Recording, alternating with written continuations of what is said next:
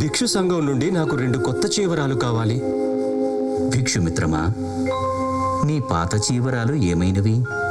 చిరిగిపోయినవి. వాటిని ఏ విధంగా వినియోగించావు? పలుమార్లు చిరుగులు కుట్టుకుంటుని వాడుకుంటుని.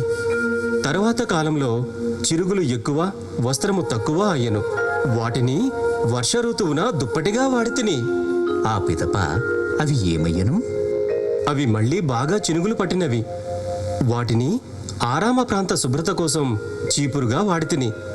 అలా వాడగా మిగిలిన వాటిని పొత్తులుగా మలచి దీపపు కుందులలో వినియోగించితిని.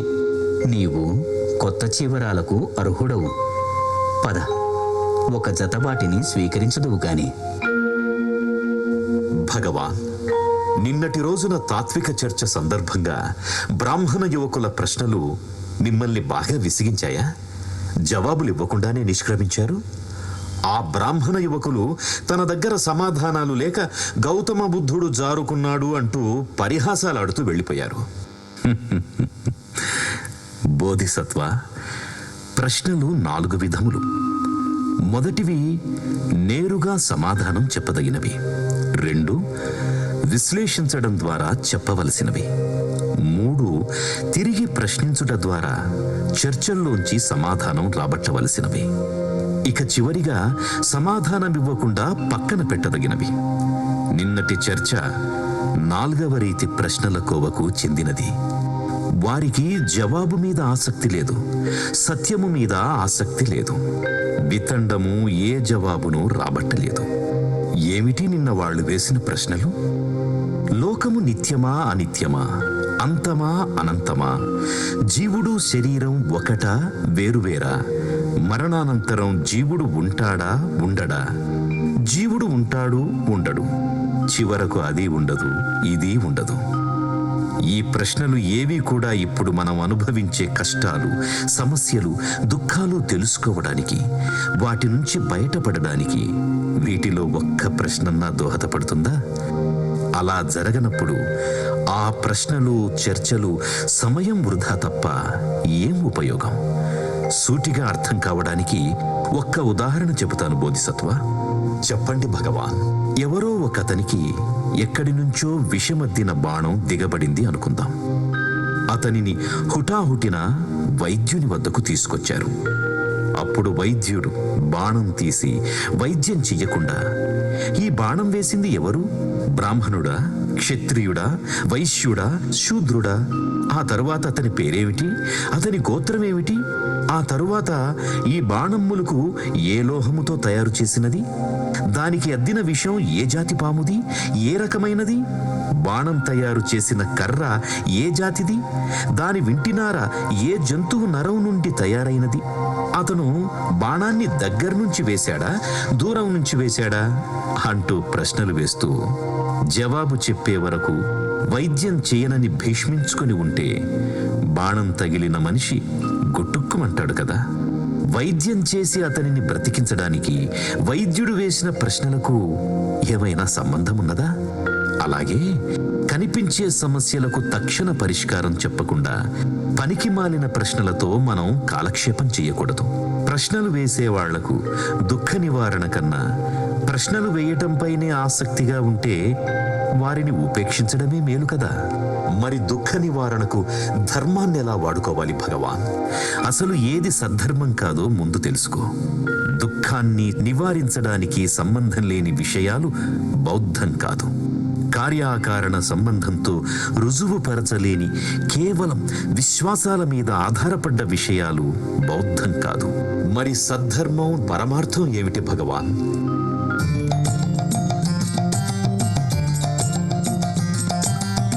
ధార్మిక జీవనం గడపడం ప్రజలను మోసగించడానికో, మాటలతో మాయ చేయడానికో కాదు. లాభసత్కారాల కోసం కాదు, కీర్తి ప్రతిష్టల కోసము కాదు, వాద సంవాదాలు నెరపడానికి కాదు, ప్రజలు తమ గురించి గొప్పగా చెప్పుకోవడానికి కాదు. ఇందుకు మారుగా ధార్మిక జీవనం సంయమనం కోసం, త్యాగం కోసం, విరాగం కోసం, దుఃఖ నిరోధం కోసం కొనసాగించాలి బోధిసత్వ. ఎవరు కార్యాకారణ సంబంధ సూత్రాన్ని గ్రహిస్తారో వారు ధర్మాన్ని గ్రహిస్తారు. ఎవరు ధర్మాన్ని తెలుసుకుంటారో వారు కార్యాకారణ సూత్రాన్ని తెలుసుకుంటారు. నేను గతంలోనూ ఇప్పుడు ఎప్పుడు దుఃఖం గురించి, దుఃఖ నివారణ గురించే చెబుతాను.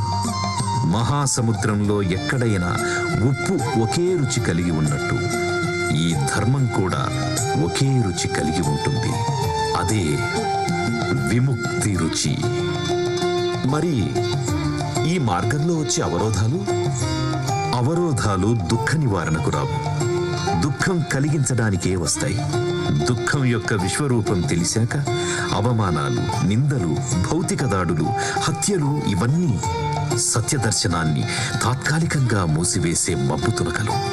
నేను, నువ్వు దుఃఖ నివారణకు ఉద్యుక్తులయ్యే ప్రతి వారికి ఇవి అనుభవాలు. దుఃఖం సామూహికమా, వ్యక్తిగతమా భగవాన్? ఏకకాలంలో వ్యక్తిగతంగాను సామూహికంగాను దుఃఖముంటుంది. నేను సమస్త మానవాళి దుఃఖం నుండి విముక్తి చెందాలనే ధర్మాన్ని బోధిస్తున్నాను. అందుకని 1000 సంవత్సరాలు గడిచినా నేను, నువ్వు దుఃఖ విముక్తి కోసమే కృషి చేశాము. ఈ ధర్మం జీవనది. దీనికి ప్రవాహమే తప్ప అంతముండదు. నా కాలంలో, నీ కాలంలో దుఃఖం మాత్రం ఒక్కటేగా. కాలం మారింది. దుఃఖ స్వరూప స్వభావాలు, కష్టాలు, సమస్యలు, కన్నీళ్లు, అసమానతలు, అణచివేతలు, వివక్షతలు, ఆధిపత్యాలు ఇలా ముప్పేటగా దాడి చేస్తున్నాయి. కర్తవ్యం ఏమిటి ప్రభు? ప్రతి దుఃఖానికి కారణముంటుంది. నువ్వు చెప్పిన ప్రతిదానికి కారణాలుంటాయి. ముందు ఆ కారణాలను నివారించగలిగితే దుఃఖం మటుమాయమవుతుంది. అందుకోసం మేమెవరిపై ఆధారపడాలి? ఎవరిని ఆశ్రయించాలి?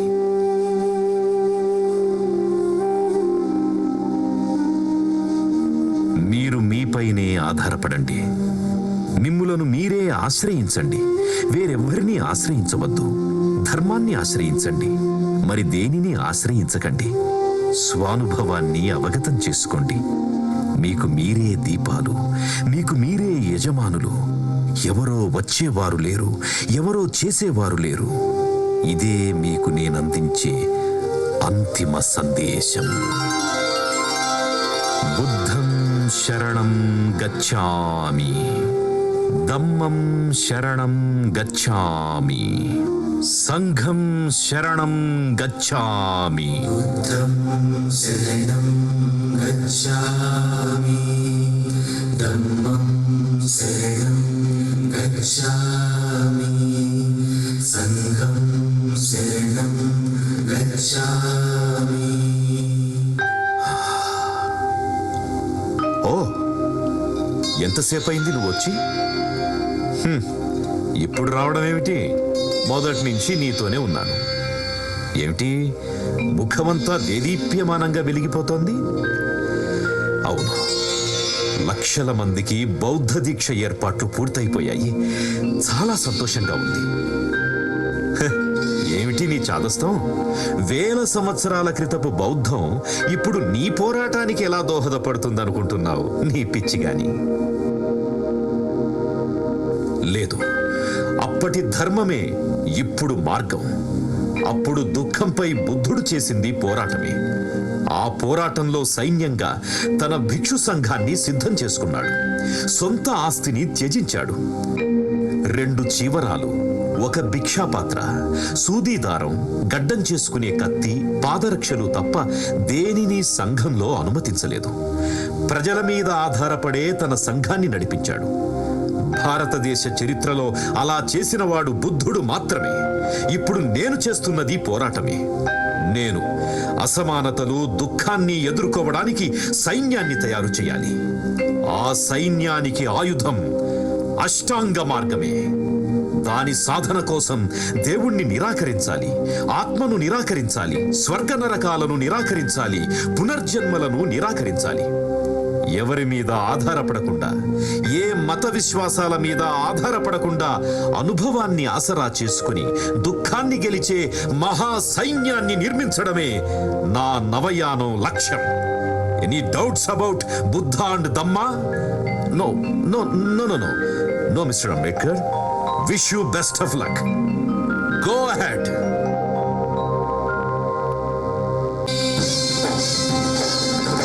बुद्धं शरणं गच्छामि धम्मं शरणं गच्छामि संघं शरणं गच्छामि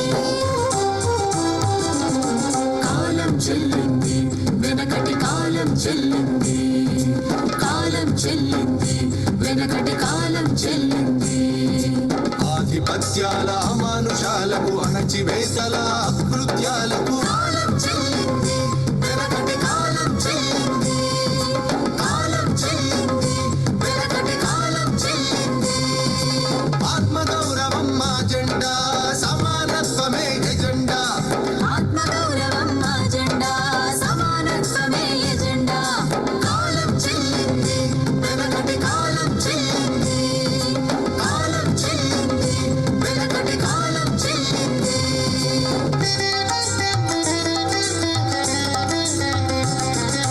మతం ముసుగులో అంతరాలు మనుషుల మధ్య కులం గోడలు దేవుని పేరుతో సంకెళ్ళు పెగలని గొంతులు ఇన్నాళ్ళు మతం ముసుగులో అంతరాలు మనుషుల మధ్య కులం గోడలు దేవుని పేరుతో సంకెళ్ళు పెదలని గొంతులు ఇన్నాళ్ళు ఆత్మగౌరవం మా జెండా సమానత్వమే ఎజెండా ఆత్మగౌరవం మా జెండా సమానత్వమే ఎజెండా కాలం చెల్లింది వెనకటి కాలం చెల్లింది కాలం చెల్లింది వెనకటి కాలం చెల్లింది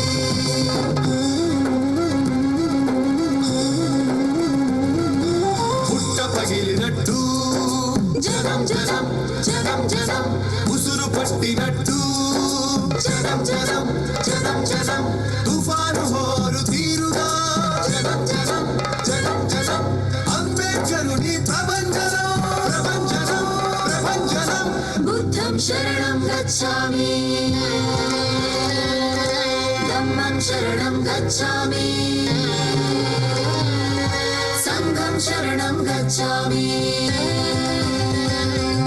बुद्धं शरणं गच्छामि धम्मं शरणं गच्छामि संघं शरणं गच्छामि बुद्धं शरणं गच्छामि धम्मं शरणं गच्छामि संघं शरणं गच्छामि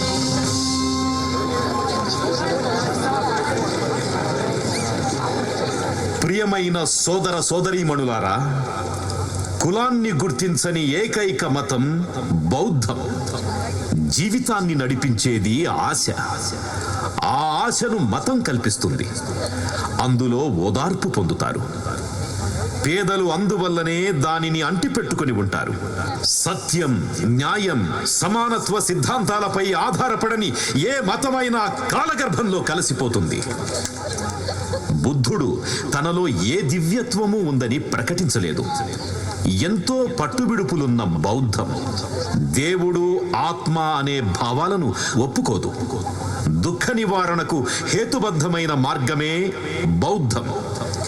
బౌద్ధం ప్రధాన ఆశయం మానవజాతి సమస్తాన్ని దుఃఖం నుండి విముక్తి చేయడమే.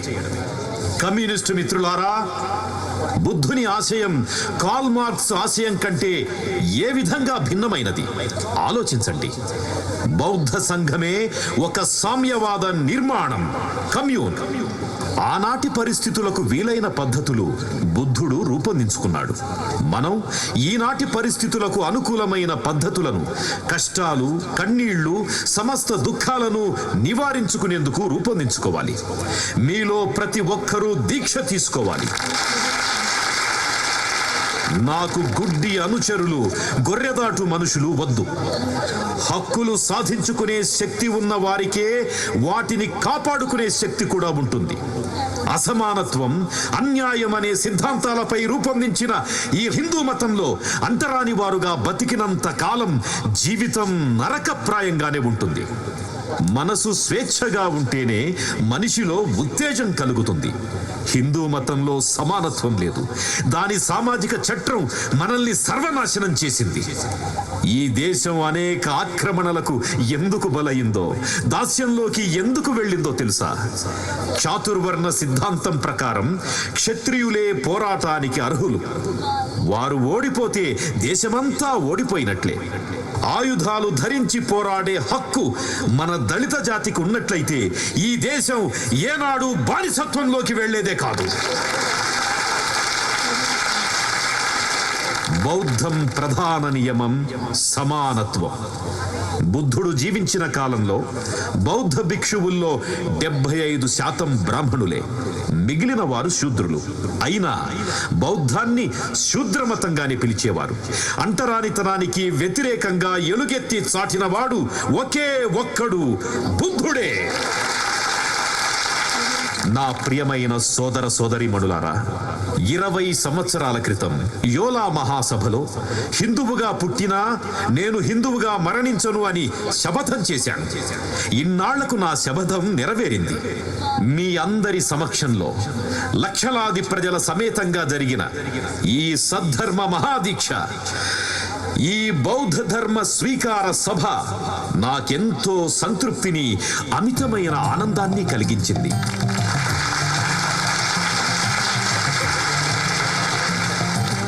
సద్ధర్మం చిరకాలం వర్ధిల్లాలి.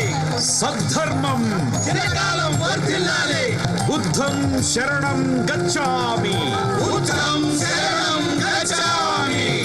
ధమ్మం శరణం గచ్ఛామి. ధమ్మం శరణం గచ్ఛామి. సంఘం శరణం గచ్ఛామి.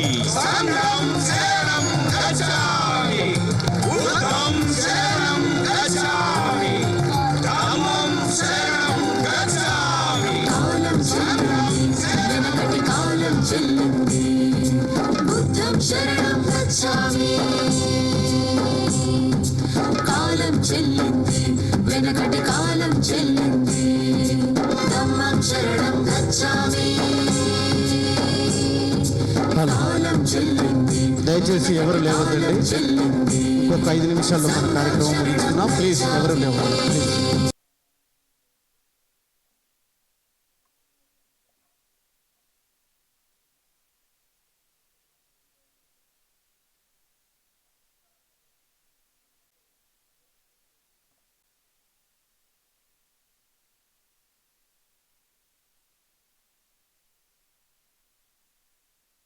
ఈ నాటకం మనందరికీ చాలా చక్కని సందేశాన్ని అందించింది. దుఃఖ నివారణ మార్గాలు అన్వేషించడం, కులం లేనటువంటి, మతం లేనటువంటి సమాజం, దైవం, ఆత్మ లేనటువంటి సమాజ నిర్మాణమే ధ్యేయంగా సాగినటువంటి బుద్ధుని ప్రయాణం మన ముందు దర్శింపజేసినటువంటి అభ్యుదయ ఆర్ట్స్ అకాడమీకి ప్రేక్షకులందరి తరపున హృదయపూర్వక ధన్యవాదాలు సమర్పిస్తూ ఉన్నాం. సో బుద్ధవందనం సమయంలో తక్కువ టైం, ఎందుకంటే నాటకం ఇంత. Buddhist society of India Andhra Pradesh Kurnool జిల్లా శాఖ వారి ఆధ్వర్యంలో నిర్వహించినటువంటి బుద్ధునితో నా ప్రయాణం అన్నటువంటి ఈ నాటికను చూసినటువంటి మీ అందరికి కూడా నా యొక్క హృదయపూర్వక బుద్ధ వందనాలు తెలియజేసుకుంటున్నా. ఈరోజు ఈ నాటిక మన యొక్క జీవితాల్లో ఎంతో చైతన్యాన్ని నింపిందని చెప్పేసి నేను భావిస్తున్నా. ఈరోజు ఈ కళాకారులు చూపించినటువంటి వివిధ ఘట్టాలను చూసినట్లయితే, వాళ్ళు కాలాంసుత్త కానీ, కిసాదేవి తన కుమారుడు చనిపోయినప్పుడు దుఃఖం అనేది, మరణం అనేది సహజం అని చెప్పి వాళ్ళు లైవ్ కళ్ళకు కట్టిన చూపించిన విధానం కానివ్వండి, అహింసను గురించి, జీవవదన గురించి వాళ్ళు బింబిసారుడితో చెప్పినటువంటి విధానం కానివ్వండి, పంచశీల సూత్రాలను కానివ్వండి, అదేవిధంగా ఈ యొక్క భారతదేశంలో కుల రుగ్మతను నిర్మూలించడానికి సరైన ఔషధం బౌద్ధం అనే చెప్పేటువంటి ఒక సిద్ధాంతాన్ని ఈరోజు మనందరికి కూడా కళ్ళకు కట్టినట్టు నిర్మించినటువంటి ఈ కళాకారులందరికీ కూడా హృదయపూర్వక బుద్ధ వందనాలు తెలియజేసుకుంటూ, ఈరోజు ఈ యొక్క ఆంధ్రప్రదేశ్లో 16వ తేదీ ఈ కర్నూలు పట్టణంలో స్టార్ట్ అయింది. 29 భీమారంతో 15 షోలు the Buddhist society of India ఆధ్వర్యంలో నిర్వహించబడుతుంది. కాబట్టి ఆయా జిల్లాల్లో ఉన్నటువంటి అందరికి కూడా, మీ బంధుమిత్రులందరికీ కూడా తెలియచేసినట్లయితే ఈ యొక్క మరికొంతమంది ఈ నాటకాన్ని చూసి వాళ్ళు చైతన్యం పొంది వాళ్ళ జీవితాలను వెలుగొందే విధంగా తీర్చిదిద్దుకుంటారని తెలియజేసుకుంటూ మీ అందరికీ మరొకసారి దమ్ము వందనాలు తెలియజేసుకుంటున్నాను. నమో. రావాలి ఆర్టిస్టులకి సన్మానం చేసే కార్యక్రమయ్య గారు నంద్యాల జిల్లా అధ్యక్షులు, రంగస్వామి గారు బిఎస్ఐ వైస్ ప్రెసిడెంట్ కర్నూలు జిల్లా, అలాగే కరుణాకర్ గారు దయచేసి పైకి రావాల్సిందిగా కోరుతున్నాం. అలాగే జిల్లా కమిటీ నుంచి చిరంజీవి గారు, ఒకరు 8, 9 అనే పాత్రలు చేశారు. మన ఆనంద్ హైదరాబాద్ బుద్ధుడి పాత్ర ఇచ్చినటువంటి ఆనంద్ గారికి చిరు సత్కారం. అందరూ గట్టిగా చప్పట్లు. జై భీమ్. అదేవిధంగా అంబేద్కర్ పాత్రధారిగా వేసిన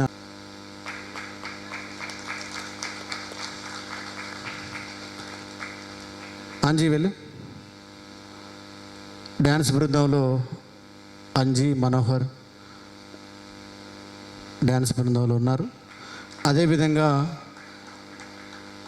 రాహులుడు క్యారెక్టర్ ఇచ్చినటువంటి సాయి హైదరాబాద్ నుంచి మన టీంలో కొనసాగుతున్నారు. సాయి వాళ్ళ నాన్నగారు పెద్ద సీరియల్స్ సినీ డైరెక్టర్గా ఉన్నారు. వారు మాతోటే ట్రావెల్ చేస్తున్నారు ఈ నెల రోజులు కూడా. వారికి ధన్యవాదాలు.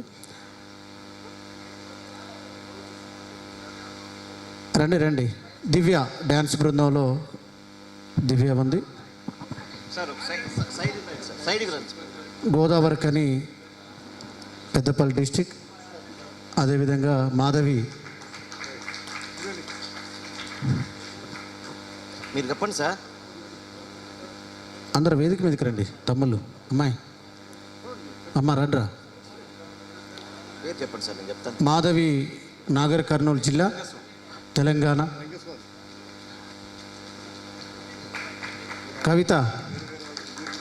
కవిత సూర్యాపేట జిల్లా, కోదాడ.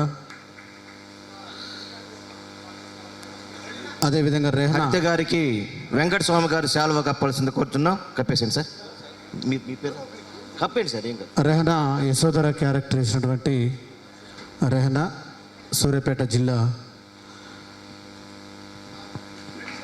అదేవిధంగా గౌతమ బుద్ధుడి తల్లి కొమ్మపాలెం శ్రీనివాస్ గారు, ప్లీజ్. గౌతమి మాతగా కవిత పాత్రధారి.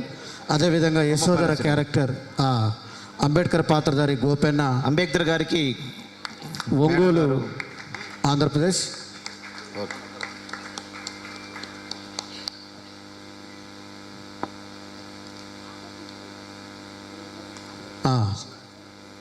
Yashodhara character Rehana, SK Rehana, Suryapet district.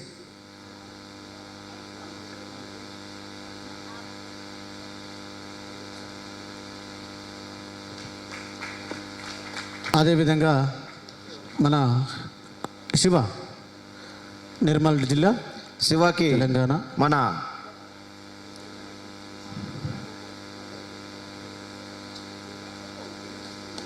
కప్పండి sir, కప్పండి. ఎవరొకరు కప్పండి. అదేవిధంగా కొండలరావు, మన ఖమ్మం జిల్లా కొండలరావు అన్న,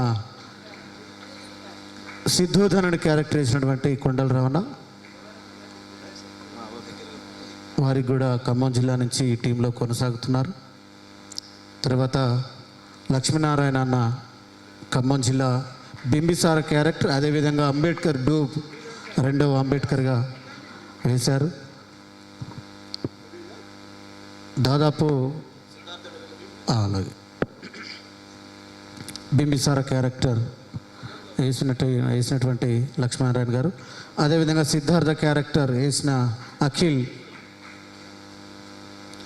సిద్ధార్థుడిగా క్యారెక్టర్ వేసినటువంటి అఖిల్, నిజామాబాద్.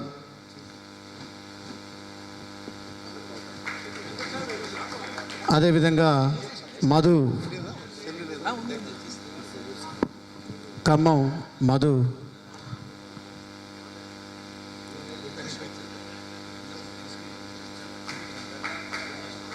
వెంకటేష్, చరణ్ వేదిక మీదకి రండి. వెంకటేష్ వివిధ సేనాధిపతి క్యారెక్టర్ చేశారు. అదేవిధంగా కొన్ని జనరల్ క్యారెక్టర్ కూడా చేశారు. చరణ్ దేవదత్త క్యారెక్టర్ చేశారు స్టార్టింగ్లో. మన వారిద్దరు కూడా ఖమ్మం జిల్లా నుంచి వచ్చారు. అదేవిధంగా మా టీం మేనేజర్ ప్రశాంత్ నాయక క్యారెక్టర్, అదేవిధంగా అంగిలిమాల్ క్యారెక్టర్ కూడా వేశారు. డ్యాన్స్ బృందంలో కూడా ఉన్నారు. ప్రశాంత్ మా టీం మేనేజర్.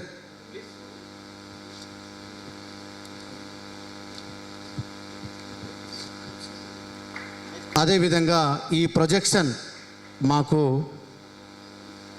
ఈ నెల రోజులతో పాటు మాకు మా వెన్నంటూ ఉన్నటువంటి అనుజ్ సార్ ఢిల్లీ నుంచి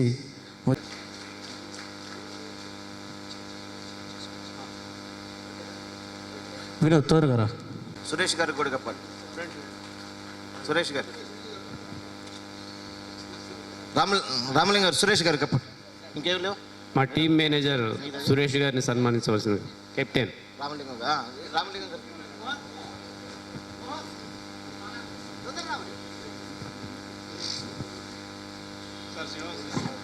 అలాగే ఓకే అయిపోయిందా? దయచేసి ఆర్టిస్ట్ ట్రూప్ అంతా ఒకసారి నిలబడితే మీకోసం హరిప్రసాద్ సార్ గారు అండ్ నిరంజన్ మేడం ముందు.